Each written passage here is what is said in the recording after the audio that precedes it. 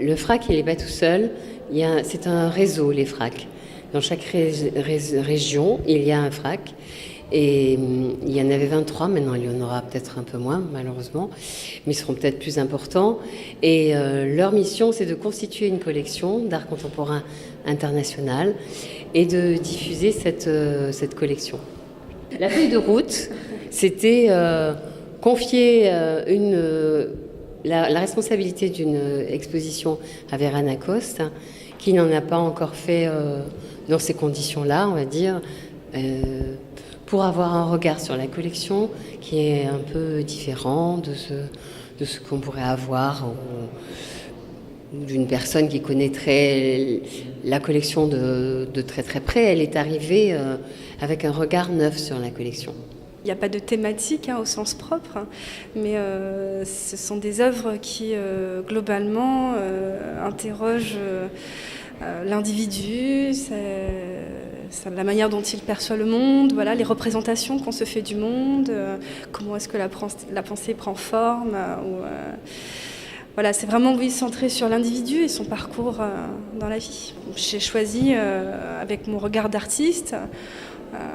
Ça a été des choix affectifs, voilà, dans un premier temps, et puis ensuite j'ai essayé de voir comment est-ce que ces œuvres pouvaient dialoguer entre elles et avoir du sens les unes avec les autres, mais à la base c'est vraiment quelque chose c'est un regard que j'ai posé sur cette collection, mon regard sensible. Il y a des artistes de différents âges, des œuvres qui sont réalisées à différents moments. Je crois que la plus vieille, je ne saurais pas dire, mais des œuvres des années 90 en tout cas, c'est certain, peut-être même des années 80, jusqu'aux années 2000, 2006, 2008, il me semble. Les FRAC n'ont dans leurs acquisitions que des œuvres d'artistes vivants. L'art contemporain est facile d'accès pour tout le monde. Et le FRAC présente l'intérêt d'avoir l'entrée gratuite.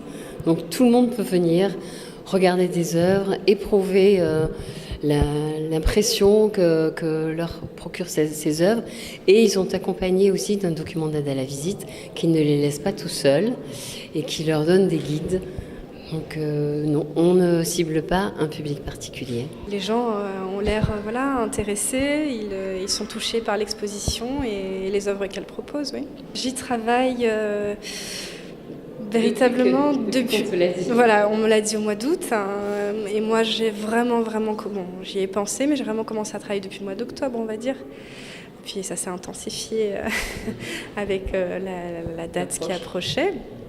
Mais oui, c'est un travail qui a besoin aussi de temps de maturation, parce que c'est quand même une grande collection, donc on disait 500 œuvres environ.